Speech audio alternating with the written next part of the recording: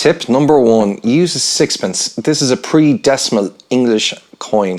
It's a very interesting piece because it's quite small, it has a serrated edge, but it is quite hard. And that's actually very important when you're trying to get out stuff with Brian's tone, because he doesn't really use a pedal to turn the distortion off. The amp is going full blast all the time. So if you hit it hard, it roars. If you hit it soft and back down the volume,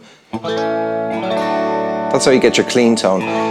But in order to be able to do that, you have to be able to have control over the plectrum, and something that's a little bit waffly and inclined to bend is not really going to do it. Now, you can use other stuff, but when you use a normal plectrum, you lose the serrated edge, which is another sort of part of the tone, as heard in...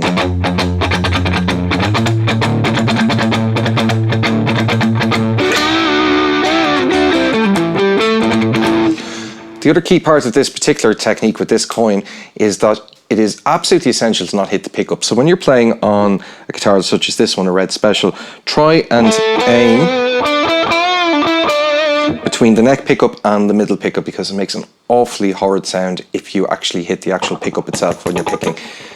Tip number 2, don't use a sixpence. Very often Brian will actually use his finger to actually articulate a note.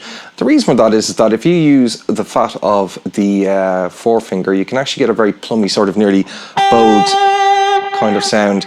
And the best example of that, I suppose, is...